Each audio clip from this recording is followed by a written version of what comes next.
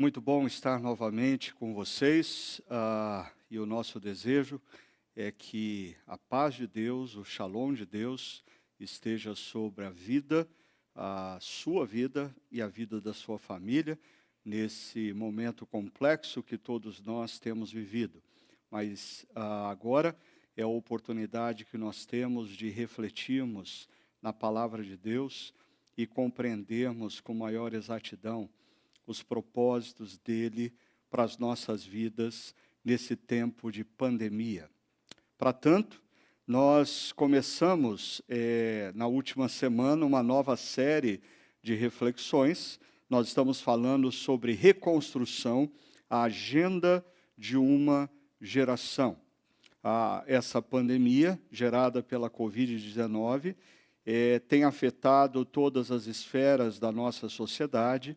A economia, a política, tem afetado todas as esferas da nossa vida, a dimensão pessoal, profissional, familiar, e nós precisamos sim começarmos a orar e a refletir sobre um plano de reconstrução. Nós precisamos reconstruir a nossa vida, reconstruir a nossa família, o nosso casamento, a nossa profissão, a nossa empresa, a nossa organização e até mesmo, por que não, as nossas próprias igrejas. E hoje nós vamos estar falando sobre esse desafio. Em tempos de pandemia, nesse projeto de reconstrução, é essencial que todos nós tenhamos um compromisso de exercitar a compaixão.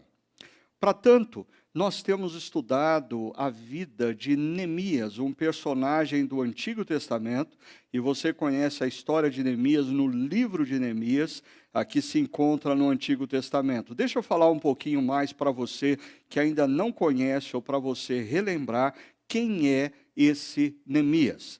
Primeiramente, Neemias, ele é um judeu nascido ou que viveu no século V antes de Cristo, e ele nasceu durante o exílio do povo judeu, não na Babilônia, mas no período do Império Medo-Persa. O povo judeu foi deslocado para a Babilônia, passou cerca de 70 anos na Babilônia. Aí o Império Medo-Persa tomou conta de todo o território babilônico e passou a reinar durante muitos anos, antes que Alexandre o Grande invadisse também o Império Medo-Persa. E Neemias, ele nasce nesse período de domínio do Império Medo-Persa. E diz a história bíblica que Neemias, ele era copeiro do rei Artaxerxes.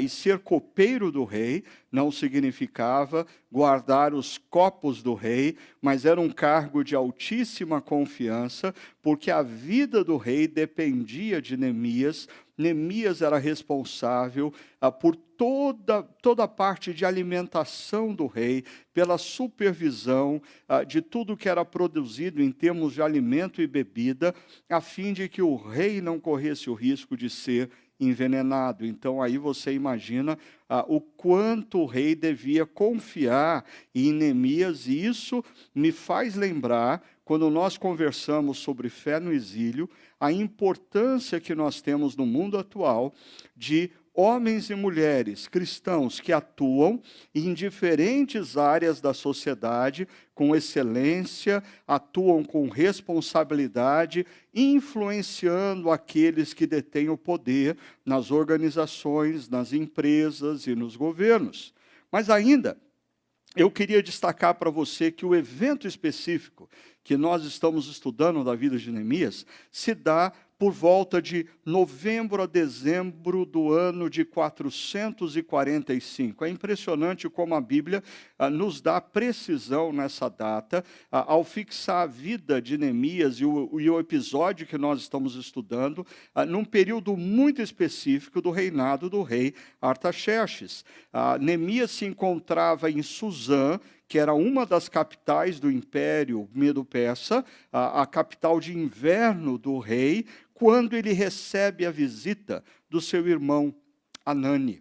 E Hanani traz notícias de Jerusalém, traz notícias do território de Judá. Eu só queria lembrar a você que Neemias, bem possivelmente, nasceu, como eu disse, durante o Império Medo-Persa, no exílio. Neemias não conhecia Jerusalém. Neemias não conhecia o território de Judá. Neemias era a 5ª geração, desde que os seus ancestrais deixaram o território de Judá e foram levados cativos pelo Império Babilônico na época. 5ª geração. Mas veja o que acontece. Diz o texto no verso 2: Anani, um dos meus irmãos, veio de Judá com alguns outros homens, e eu lhes perguntei acerca dos judeus que restaram, os sobreviventes do cativeiro, e também sobre Jerusalém. Eu queria destacar aqui essa expressão, eu lhes perguntei. Porque, como eu disse, Neemias faz parte da 5ª geração de judeus que viviam longe de Jerusalém, viviam longe do território de Judá. E o que para mim é impressionante, como Neemias, apesar de distante de Jerusalém, tanto geograficamente como historicamente, ele mantém vínculos com a sua própria história e ele tem interesse pelo outro. Deixa eu tentar atualizar isso. O que Neemias está fazendo seria mais ou menos como um dos meus filhos, interessado em saber como que estão os homens e mulheres de uma vila na Itália, a vila de onde os meus bisavós saíram para virem para o Brasil. Imagine os meus filhos preocupados em saber se as pessoas daquela vila, se as crianças daquela vila estão bem protegidos nesse momento de pandemia. Bem possivelmente os meus filhos nem sabem o nome da vila de onde os meus bisavós saíram no passado. Por quê?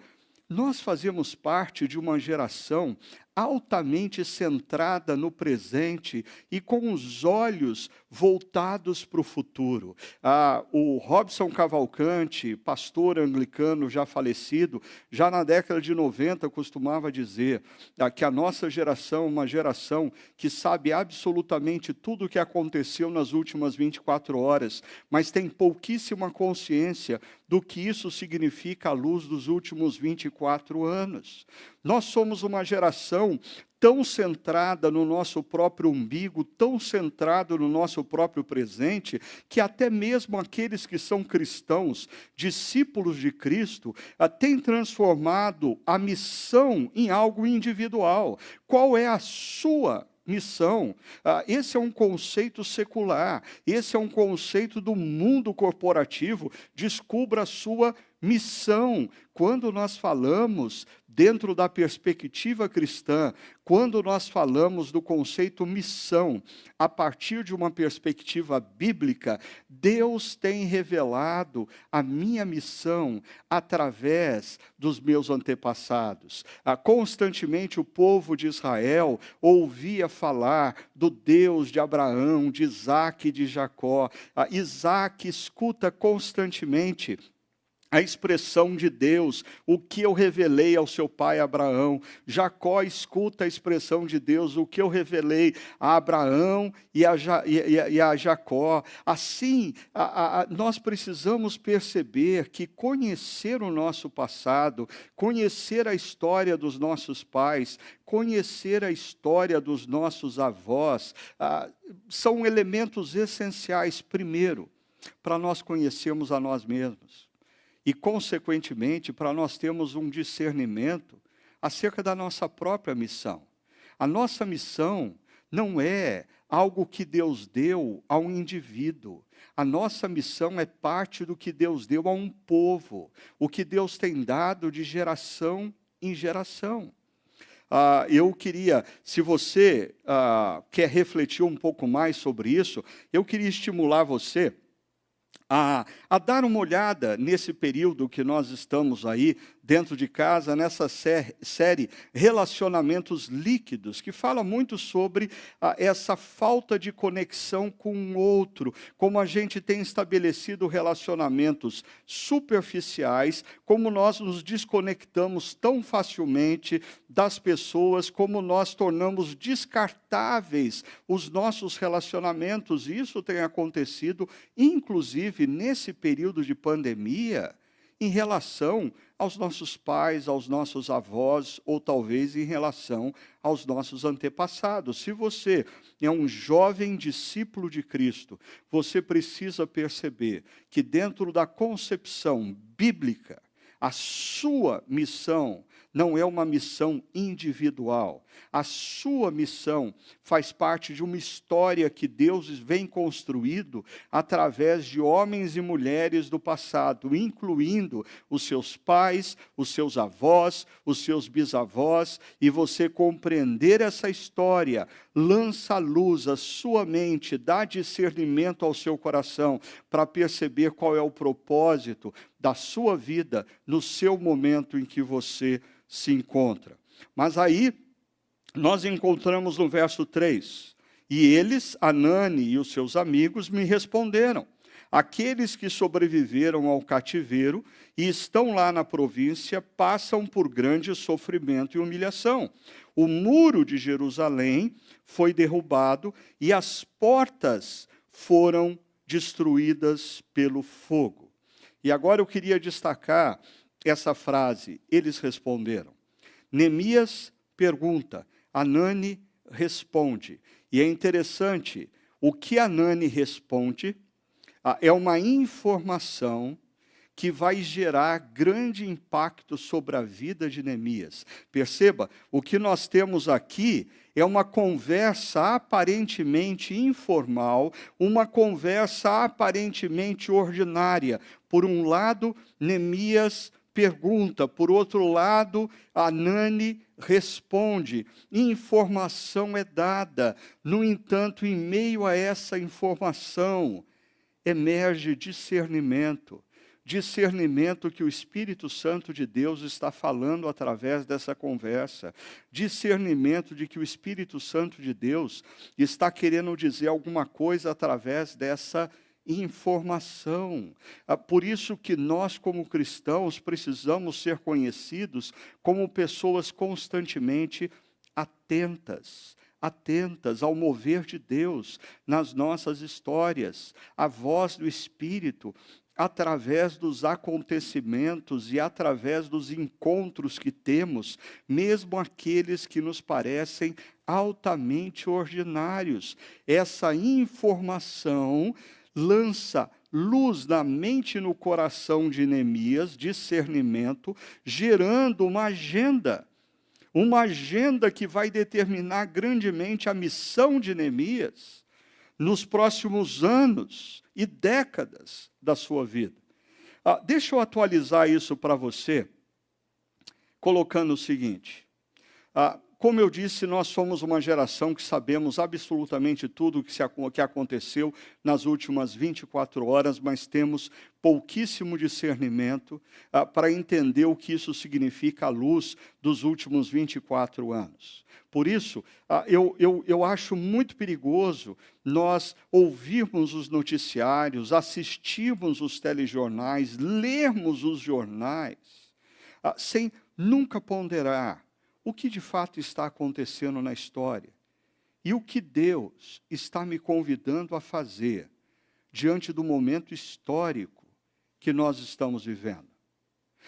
É um perigo muito grande você construir a sua história mais uma vez a partir de você mesmo, como se você, os seus sentimentos e os seus sonhos fosse o centro de todas as coisas. Esse é um projeto não cristão, não derivado das palavras de Jesus, do discipulado cristão, mas esse é um projeto altamente humanista, quando você vê a tudo e a todos, tendo você no centro, olhando para o seu próprio umbigo e pensando como essa pandemia está me privando de determinadas determinados prazeres, como essa pandemia afeta a minha vida profissional. Pare e pense de maneira mais ampla o que Deus está fazendo na história através dessa pandemia, o que Deus está fazendo na sociedade brasileira através dessa pandemia, o que Deus está querendo fazer nas nossas famílias e igrejas através dessa pandemia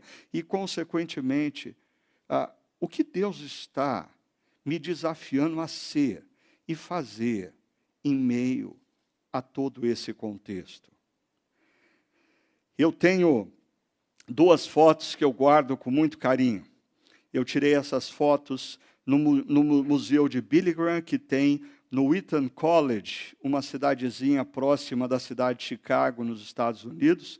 Eu não sei se você consegue enxergar com clareza o que está na tela, mas são 2 fotos do grande pastor e evangelista, servo de Deus, Billy Graham. E o que me chama a atenção nessas 2 fotos é ele, perceba, com a Bíblia aberta, mas os jornais espalhados pela cama. E aqui se repete, numa outra situação, ele com a Bíblia nas mãos e olhando as principais notícias do dia. Alguém já disse que o pregador, ele deve ter a Bíblia numa mão e o jornal do dia na outra. O jornal do dia nos levanta as perguntas, a Bíblia nos apresenta a resposta. Pelo jeito, Billy Graham era um homem que levava isso a sério. Mas eu não creio que apenas os pregadores devem fazer isso. A igreja deve fazer isso. Homens e mulheres que seguem Jesus precisam olhar para a história e perceber o que está acontecendo na história e o que Deus está convidando eles a serem e fazerem no contexto histórico que estão vivendo. Isso me leva a voltar a mencionar para vocês um texto que eu já fiz menção várias vezes na minha caminhada como um dos pastores da Chácara Primavera, que é esse texto de 1 Crônicas, capítulo 12, 32, que fala de um momento de crise da nação de Israel, quando algumas tribos descem até Davi para fazer dele o rei de Israel, e o texto descrevendo as tribos que desceram, fala dos filhos de Issacar, uma das tribos, e diz assim: dos filhos de Issacar, conhecedores da época, para saberem o que Israel devia fazer, 200 chefes e todos os seus irmãos sob suas ordens. Por favor, perceba comigo essa expressão. Os filhos de Issacar, eles eram conhecedores da época. Eles não conheciam apenas a Torá, eles não conheciam apenas o texto das Escrituras que possuíam naquela época, eles conheciam também o momento histórico, eles percebiam o que estava acontecendo na história. E olha a segunda frase, eles conheciam a época para saberem o que Israel deveria fazer.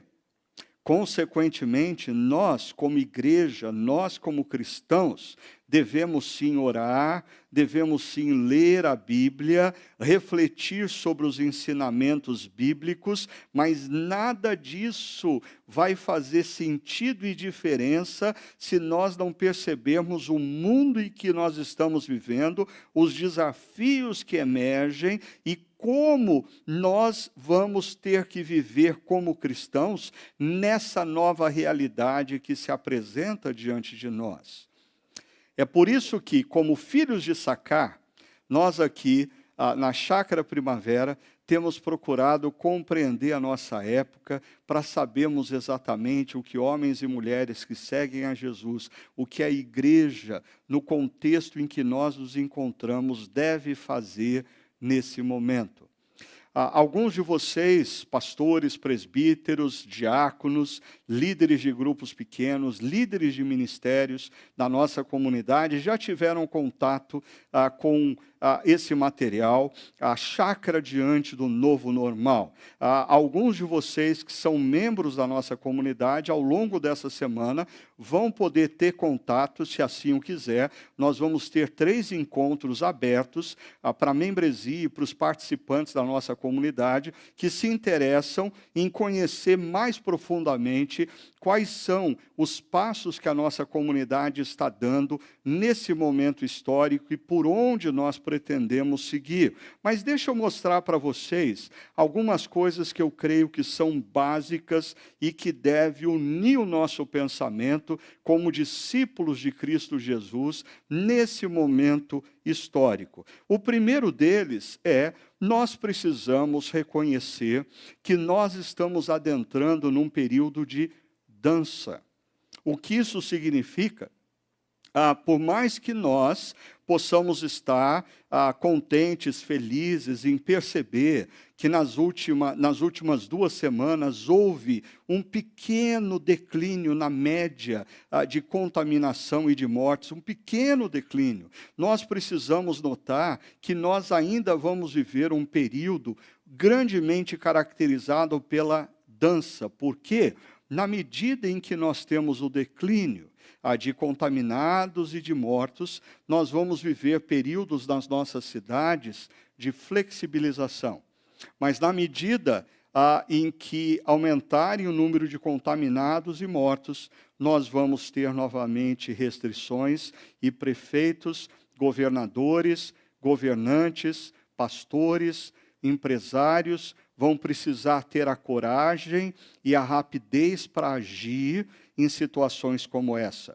Ainda, aí nós vamos ter melhoras e vamos voltar a ter flexibilização, como aconteceu em países como Itália, Austrália, Japão, mas de repente vem novamente o aumento da contaminação e mortes, e nesses próprios países que eu citei, eles já tiveram experiências de restrição. Então, nós vamos ter que aprender a dançar, e não adianta reclamar.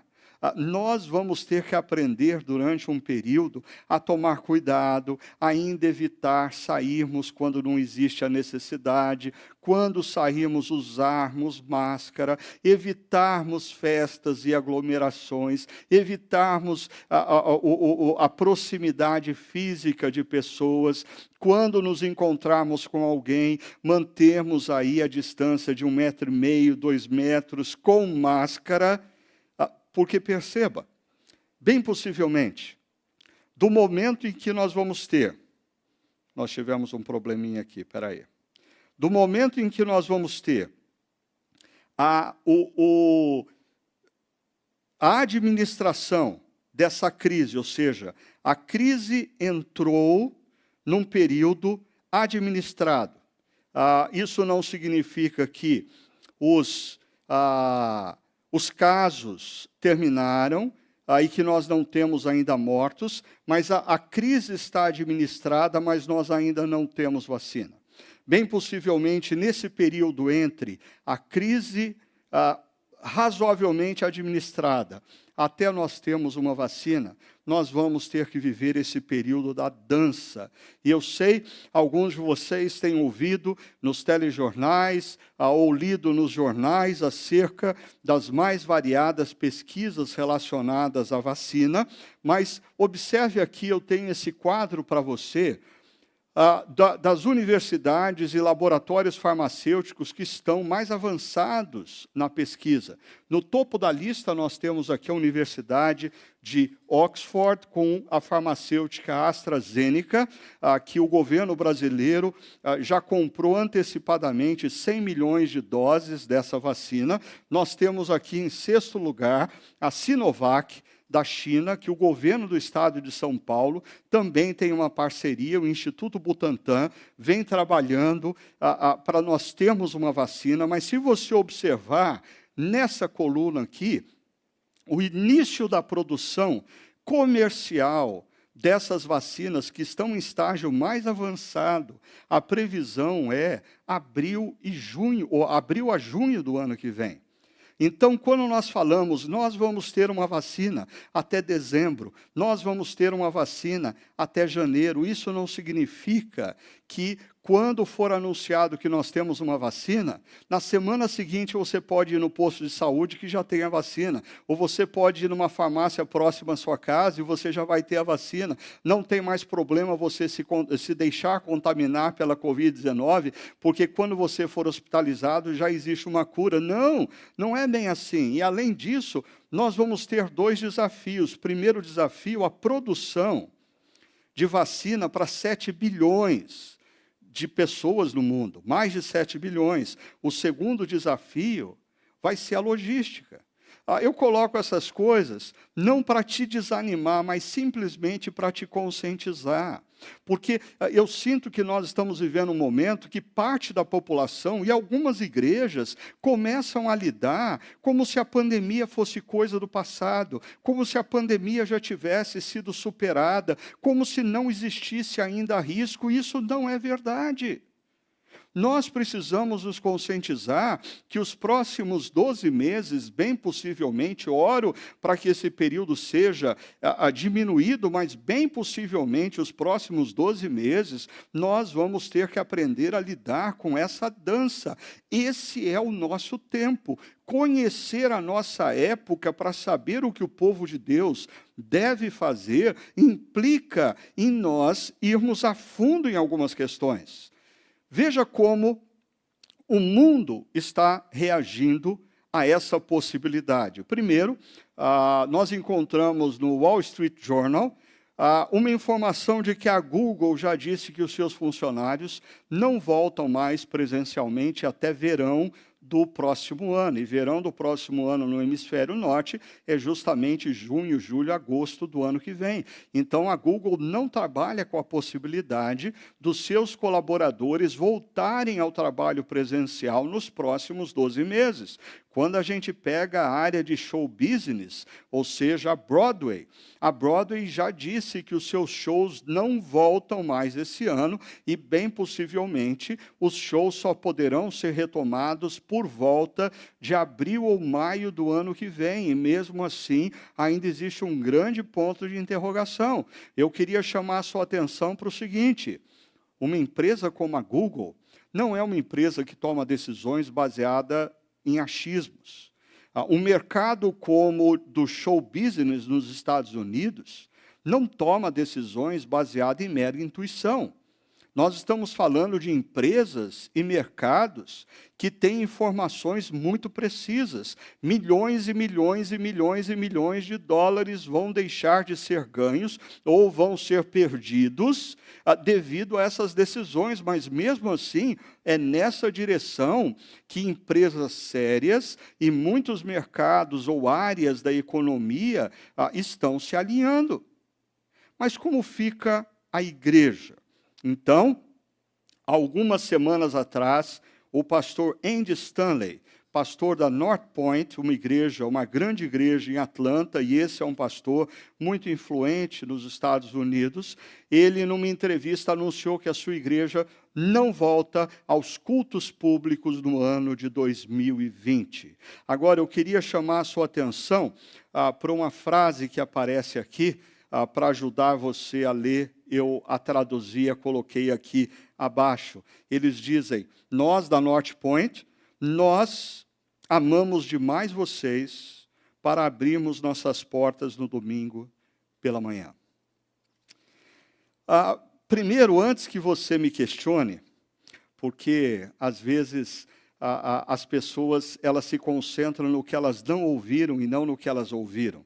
Então, alguns podem dizer assim: mas por que só exemplos dos Estados Unidos da América e não do Brasil? Eu diria, porque no Brasil a pandemia se tornou uma questão ideológica. E abrir ou não abrir uma empresa, abrir ou não abrir uma igreja, se tornou uma questão ideológica. E eu não creio que abrir ou não abrir a igreja, ou reabrir ou não reabrir a igreja, deva se transformar numa questão ideológica. Eu creio que essa é uma decisão que envolve amor, compaixão e grande responsabilidade. Deixa eu explicar isso para você. Mesmo as igrejas que estão reabrindo as suas portas, nessas últimas semanas, ou na nossa cidade, no domingo, na data de hoje, essas igrejas têm restrições. Pessoas com mais de 60 anos de idade não podem estar nas reuniões. Casais com crianças com menos de 12 anos de idade não podem estar nas reuniões porque não tem programação para as crianças. Pessoas com doenças crônicas, mesmo aquelas entre aí 12 anos de idade e 59 anos, não podem estar nas reuniões. Logo, que tal nós pensarmos da seguinte maneira? Não reabrir as nossas comunidades, os nossos encontros e continuar incentivando você a refletir sobre a palavra de Deus e adorar a Deus no contexto da sua família, investindo para que esse momento chegue na maior qualidade possível no seu lar, no seu aconchego. É um ato de amor, é um ato de compaixão. Por quem? É um ato de amor e compaixão por aqueles que têm mais de 60 anos de idade e que não vão poder se reunir conosco se nós abrirmos as nossas portas. É um ato de amor e compaixão por aqueles que têm crianças com menos de 12 anos que também não vão poder estar conosco se nós reabrirmos as portas. É um ato de amor e compaixão com aqueles que são portadores de doenças crônicas que não vão poder estar conosco. É um ato de compaixão e amor para com aqueles que não vão estar conosco, mas que os jovens da sua casa, as pessoas da sua convivência vão estar num momento de adoração público e em algum momento da semana vão estar em contato com esses que não podem ter contato com o vírus em hipótese alguma. Eu sei, alguns de vocês estão pensando assim, desculpa, Ricardo, mas eu não tenho menos de 12 anos de idade, eu não tenho mais de 60 anos de idade, eu não tenho doenças crônicas, por isso que eu estou querendo que a igreja reabra logo para eu estar lá. Pois é esse pensamento individualista que eu estou convidando você a repensar através dessa reflexão. Porque você que tem mais de 60 anos, você que tem menos de 12 anos, você que não tem enfermidades crônicas, eu quero convidar você a exercitar compaixão e amor por aqueles que não poderiam estar conosco se nós reabríssemos os nossos encontros públicos. Perceba, como Chácara Primavera, como que a gente está respondendo a isso? Primeiro, definindo e compreendendo claramente qual é a nossa missão.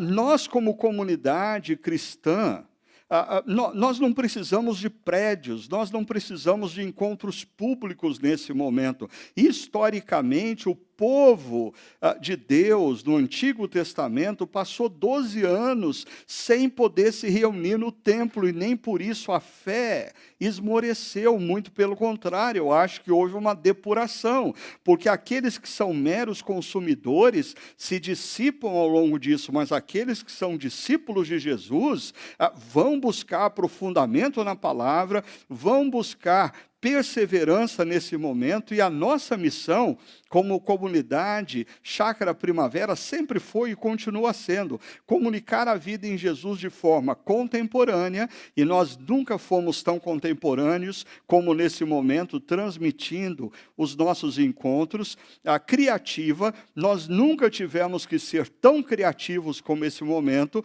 A acolhedora, nós nunca tivemos que nos empenhar tanto para acolher famílias da nossa comunidade, fora da nossa comunidade, que estão passando por dificuldades, e transformadora. Essa é a obra que o Espírito Santo vai fazer enquanto nós comunicamos a vida em Jesus de maneira contemporânea, criativa e acolhedora. O Espírito Santo atua transformando. Ainda, nós estamos decididos a simplificar nossas estruturas, nos concentrando no que é essencial. E o que é essencial para a nossa comunidade? 4 áreas. São 4 essenciais para nós nesse momento. Primeiro, os nossos encontros de adoração e reflexão. Nós queremos continuar servindo vocês através desses encontros. Nós queremos continuar encorajando vocês a reunirem as suas famílias na frente de uma TV ou na frente de um computador e compartilharem dessa experiência de ouvir e participar da adoração a Deus, de buscar Deus em oração, ouvir e compreender a vontade de Deus através da palavra. Grupos pequenos, nós cremos que esse é um dos essenciais. Nós precisamos continuar conectados uns com os outros através dos grupos pequenos. Os nossos grupos pequenos, quando presenciais, eles tinham por propósito aprofundar a fé e o relacionamento nas pessoas. E a forma como nós fazemos isso mudou, mas a missão do grupo pequeno continua a mesma. Por isso, se você não faz parte de um grupo pequeno, eu desafio você a entrar no nosso site, procurar um grupo pequeno, mandar informação, porque é de fundamental importância que nesse momento você esteja conectado com amigos e amigas de caminhada cristã.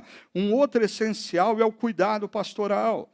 A nossa equipe pastoral tem estado empenhada em ligar, em telefonar, em ouvir a voz e se deixar ouvir pelos membros da nossa comunidade, a fim de cuidarmos das pessoas, a fim de intervirmos na vida de pessoas e famílias que estão passando por situações de crise, seja de ordem emocional, seja de ordem financeira. E o quarto essencial são as nossas ações de compaixão. A nossa diaconia tem se dedicado a não deixar que absolutamente nenhuma família da nossa comunidade passe qualquer tipo de necessidade. Nós queremos viver a experiência de Atos 2 do nosso contexto. Nós queremos olhar para trás um dia e poder afirmar que nenhuma das famílias da nossa comunidade passou por dificuldade sem ser acolhida e sem ser suprida. Mas nós também estamos atentos aqueles que sofrem do lado de fora da igreja. Eles não participam da comunidade, mas a comunidade tem uma missão para com eles. E, por fim, é hora da gente discernir forma de essência. O que nós fazíamos antes de março de 2020, quando nos reuníamos presencialmente, quer nos encontros aos domingos, quer nos grupos pequenos, a adoração é essência. A adoração presencial é forma. O estudo da palavra com relevância e integridade é essência. A pregação relevante e íntegra, presencial, é forma. Por isso, nós precisamos ter em mente o seguinte: em vários aspectos, a forma como fazemos a missão pode ter mudado, mas a essência continua sendo a mesma. Então, essa é a hora da gente se libertar das preferências, se libertar do individualismo, se libertar da tendência do nosso coração de querer suprir a nossa própria a vontade e desejo e se abrir para essa oportunidade que Deus nos dá de, como igreja, fazermos diferença na vida de pessoas. Para isso, é de fundamental importância nós relembrarmos o nosso tema dessa reflexão. Exercite compaixão. E como isso vem à tona na vida de Neemias? Perceba, nós já falamos que ele recebe de Hanani a informação. A questão não é a informação que vai mudar a vida de Neemias, que vai mudar a história de Neemias e que vai mudar a realidade dos moradores da cidade de Jerusalém que estavam sofrendo e sendo humilhados. O que vai fazer com que exista mudança é a reação que Neemias tem à informação que recebe. Muito se tem dito que a pandemia e todo o sofrimento que nós estamos passando, essas coisas não vão mudar quem você é, não vão tornar você melhor ou pior. O que vai mudar você para melhor ou para pior é a reação que você está tendo. A forma como você reage a esse momento, a forma como você realinha a sua vida, as suas prioridades, as suas atitudes diante desse momento de crise, pode fazer de você uma pessoa melhor, mas pode fazer também de você uma pessoa pior. A maneira como você lida com esse momento pode tornar a sua família e o seu casamento melhor, como pode tornar a sua família e o seu casamento bem piores. A igreja, a maneira como nós reagimos a essa pandemia, pode fazer com que a igreja seja ainda mais efetiva na sua missão de comunicar a vida em Jesus de maneira contemporânea, criativa, acolhedora e transformadora. Mas tudo depende da nossa reação. Não é o fato, não é o cenário que determina se nós vamos ser melhores ou piores. É a nossa reação ao cenário, a maneira como nós reagimos ao que está acontecendo. E olha só como Neemias reage. Primeiro, o texto diz: quando ouvi essas coisas. Eu não sei se essa história seria possível de acontecer nos dias atuais. Porque eu imagino que se fosse nos dias atuais, possivelmente Hanani chegaria na casa de Neemias, e Neemias estaria no sofá da casa dele, olhando para o celular, lendo as mensagens de WhatsApp. Hanani estaria aproveitando que na casa de Neemias, no Império Medo-Persa, tinha um bom sinal de Wi-Fi, se conectando à internet e dando uma olhada no seu Instagram. Primeiro, a conversa desses dois seria bem possivelmente bem mais superficial do que foi. Segundo, dificilmente Neemias levantaria os olhos do celular para olhar nos olhos de Hanani e fazer uma pergunta tão profunda como a que ele fez: como estão as pessoas na cidade de Jerusalém? Até porque Neemias trabalharia com o seguinte pressuposto: a hora que ele quiser saber como as pessoas estão, ele acessa a internet e dá uma olhada na Folha de Jerusalém ou no estado de Judá, e ali ele vai encontrar todas as informações. É isso que tem acontecido com a gente. O fato de nós partirmos do pressuposto de que a qualquer momento nós temos todas as informações que nós precisamos, nós não atentamos mais nem para o momento de reflexão da palavra. O fato de você saber que a qualquer momento você pode acessar essa própria pregação e reflexão, faz com que você não tenha ouvidos atentos ao que está sendo dito. Isso tem afetado as nossas conversas.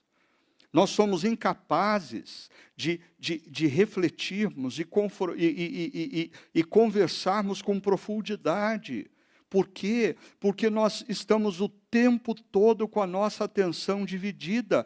Um membro da família está compartilhando o que tem passado no seu trabalho, enquanto outro membro na mesma mesa está checando o WhatsApp, e o outro membro está assistindo a TV, o noticiário, e o outro membro está checando o seu Instagram.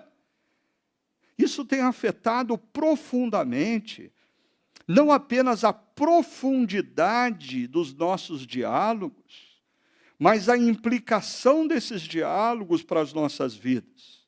Perceba, Neemias dedica atenção, e a atenção gera em Neemias compaixão, porque ele ouviu com atenção. O texto diz que quando Neemias ouviu o que Hanani contou, ele se sentou e chorou. Tamanho impacto da informação. Mas eu temo que nós estejamos vivendo momentos em que nós temos tanta informação, e informação é em excesso, que nós estamos perdendo a capacidade de nos sensibilizar com as informações. Diariamente, nós ouvimos falar de mais 1.000 mortes, em média, e a gente vai perdendo a sensibilidade do que significa isso. Perceba, Neemias, quando escuta a informação, ele chora, mas eu queria chamar a sua atenção para um fato muito importante. Dá uma olhada na tela. Ele não chora por si mesmo, ele chora pelo outro. Porque chorar por si mesmo, quase que todo mundo que é razoavelmente normal nos últimos 5 meses, em algum momento derramou lágrimas, em algum momento chorou porque estava longe de ente querido, chorou porque a situação financeira estava perdendo o controle, chorou porque queria fazer coisas que no passado fazia e que não pode mais fazer. Chorar por si mesmo, em meio ao momento que nós estamos vivendo, é simples. Quase que todo mundo passou por isso. A grande questão é, qual foi a última vez que você chorou pelo outro? Porque perceba, a compaixão é um sentimento que não se confunde com a indignação. A indignação, ela meio que faz parte da compaixão, mas a compaixão é um sentimento que sobrepõe a própria indignação. Deixa eu te explicar isso. Você olha uma situação e você fica indignado com os opressores que estão gerando aquela situação, com os causadores daquela situação de dor. E existe o perigo de você, na sua indignação, não exercitar compaixão. Porque você está focado no opressor, no causador, na busca por vingança, e você se esquece daquele que está debaixo do joelho de um policial opressor. É muito perigoso, porque eu tenho visto muitas vezes nos posts da internet, entre os jovens, muita indignação e pouca compaixão. Eu não estou querendo dizer que nós não devemos ter indignação para com a injustiça, para com a opressão, para com a violência, para com a miséria. Nós precisamos, sim, sermos pessoas indignadas para com tudo isso que está errado. Mas quando a indignação sobrepõe a compaixão, nós perdemos o caráter de Cristo nas nossas vidas. Nós deixamos de nos parecer com Cristo nas nossas próprias vidas.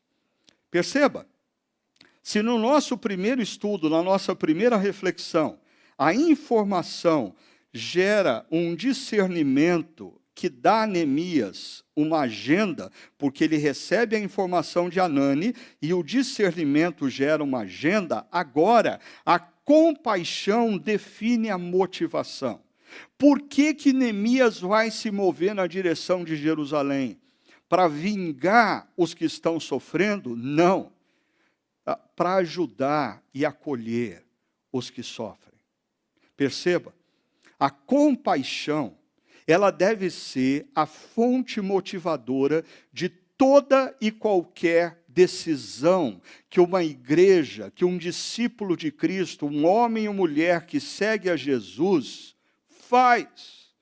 Quando uma igreja toma a decisão de reabrir ou não reabrir, a base da motivação não pode ser ideológica, a base da motivação não pode ser achismo, a base da motivação não pode ser intuição, a base da decisão precisa ser, sim, a compaixão. Quando uma comunidade cristã, quando uma ONG se move na direção dos mais miseráveis da cidade, nós precisamos tomar muito cuidado para a base da nossa motivação não se tornar o que as pessoas vão dizer de nós nas redes sociais, porque nós postamos lá que estamos ajudando os mais pobres. Não, cuidado, a base da nossa motivação precisa ser sempre a compaixão. Dê uma olhada, por exemplo, no ministério de Jesus. Mateus capítulo 9, verso 36 diz que ao ver as multidões, Jesus teve compaixão delas, porque estavam aflitas e desamparadas como ovelhas sem pastor. Eu me lembro de uma conversa que eu tive com um pastor nos últimos anos, e ele me falava um pouco do seu ministério, e eu fiz uma pergunta a ele, eu disse, qual foi a última vez que você chorou pelo sofrimento e a dor de outros? E foi impressionante perceber que aquele pastor não se lembrava um momento da sua vida que ele tivesse chorado pela dor e pelo sofrimento de outro. E como na nossa reflexão constantemente, pastores, missionários fazem uso do nosso momento aqui para se alimentarem, para serem desafiados, eu preciso dizer isso para pastores e missionários. O ministério que nós realizamos não tem sentido nenhum se a base do nosso ministério não for a compaixão pelas pessoas.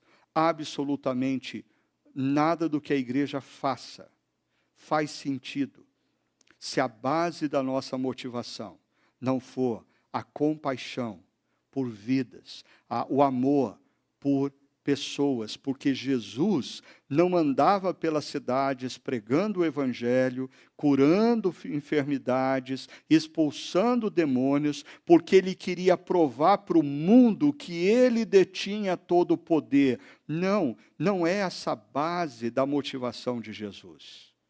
A base da motivação de Jesus nos é apresentada até mesmo em João 3,16. Porque Deus amou o mundo de tal maneira, porque Deus teve compaixão dos homens e mulheres, perdidos e distantes dele. Por isso, ele se moveu na direção desses homens e mulheres.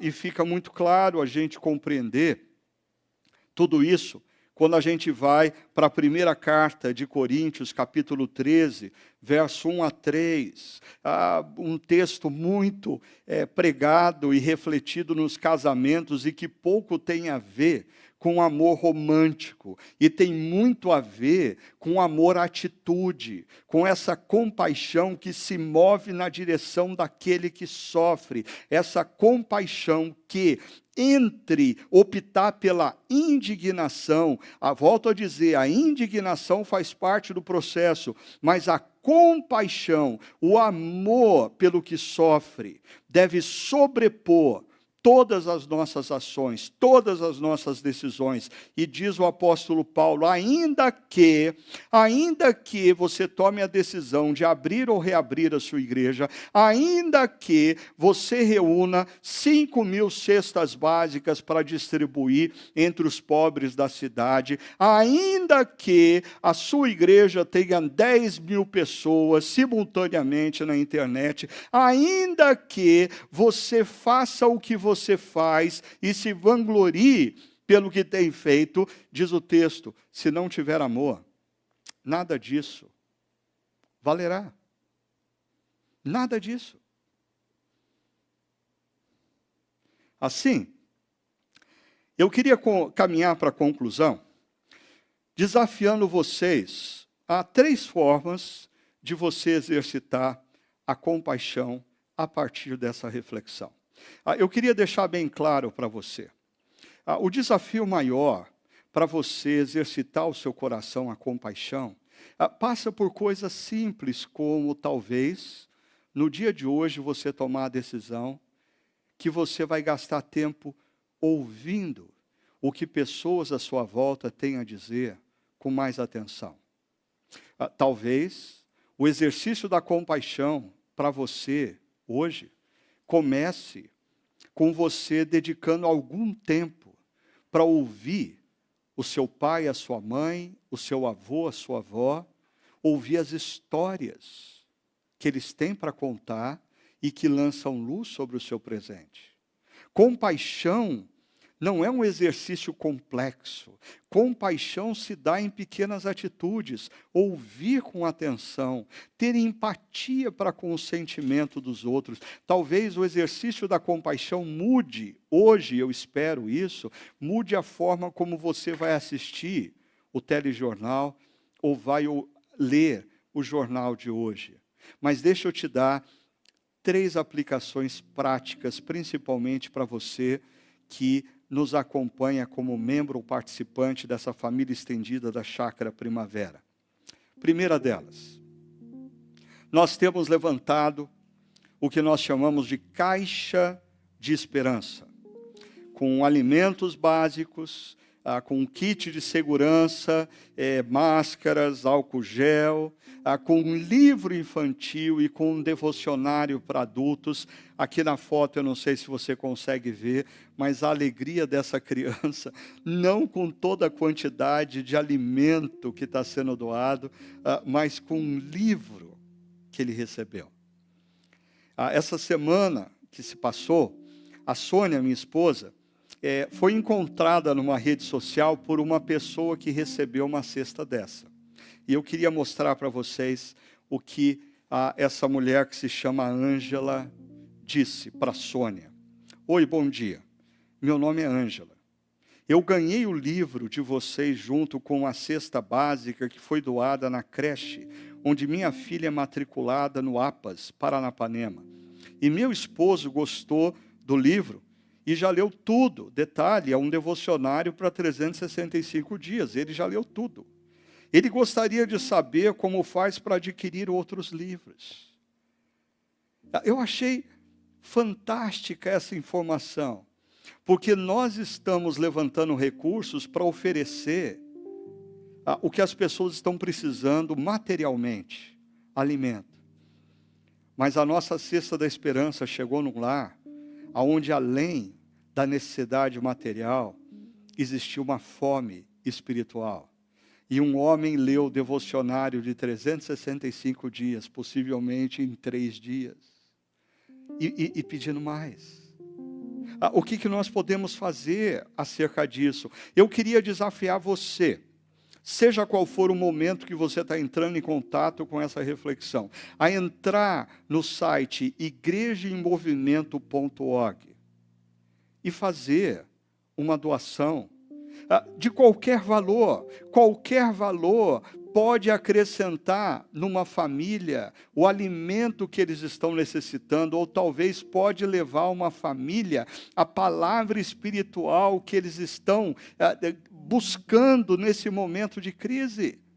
Você pode doar o número preciso de 1, 2, 3, 5 cestas da esperança, mas qualquer valor que você ofertar será conduzido e será levado em forma de alimento, em forma de proteção, em forma de fonte de espiritualidade para as famílias que vivem em situação de pobreza e miséria na nossa cidade. Isso é exercitar compaixão. Compaixão não é você dizer, eu sinto compaixão. Compaixão é algo que te move a fazer algo, como aconteceu com Neemias e nós vamos ver nas próximas semanas. Segunda atitude prática. Nesse exato instante, está sendo postado nas nossas redes sociais, nos nossos grupos de liderança, dos grupos pequenos, e nós esperamos então que os líderes de grupos pequenos distribuam também entre os participantes essa imagem que aponta para o número de mortos da última noite, os últimos registros, dizendo: lamentamos a cada instante as perdas. Nós queremos, como igreja, dizer que isso não é meramente número para nós. São vidas. E nós lamentamos e choramos. Eu sei, alguns de vocês podem dizer, mas nós não vamos celebrar os recuperados. Sim, nós celebramos os recuperados e as famílias daqueles que tiveram recuperados já tiveram a sua grande recompensa, que foi ter os seus queridos e queridas de volta ao convívio. Mas e aquele lugar no sofá que nessa manhã está desocupado? E aquela cadeira em torno da mesa do almoço que está desocupada? E aquele quarto que está vazio? Nós precisamos dizer para as pessoas que estão sofrendo a perda dos seus queridos, que como igreja, nós lamentamos com eles. Porque se você atentar para o texto de Neemias, quando ele ouviu acerca da dor do outro, ele se sentou, ele chorou e ele lamentou por dias como igreja. Quando você compartilhar nas suas redes sociais, quando você compartilhar entre os seus amigos e parentes, você vai estar dizendo que nós como igreja lamentamos com aqueles que sofrem nesse momento. E por fim, a última maneira prática de você exercitar compaixão. Um auditório vazio, como aqui o nosso nesse momento, um pastor refletindo acerca da palavra, voltado para uma câmera, como eu estou fazendo aqui nesse momento. Mas é interessante você pensar que isso é exercício de compaixão. Eu sei, alguns de vocês estão dizendo, eu não vejo a hora de voltar a me reunir, eu preciso disso, ok. Mas esse é o momento de você perceber que Deus te convida a abrir mão do que é bom para você, abrir mão dos seus desejos e exercitar o amor pelo outro, a compaixão pelo outro. Se nós tivéssemos reaberto as nossas portas nessa manhã, várias pessoas acima de 60 anos não estariam aqui, vários pais com crianças de menos de 12 anos não estariam aqui, várias pessoas com enfermidades crônicas não estariam aqui. Quem estaria aqui? Uma minoria, entre 12 a 59 anos, mas nós estamos convidando quem faz parte desse grupo a exercitar o amor e a compaixão, participando desse momento de adoração a Deus e reflexão da palavra, junto com aqueles que não poderiam estar aqui. Exercite a compaixão. Eu convido você a, nesse momento, fazer dessa próxima canção um momento de oração para você, um momento de oração em família. Faça isso.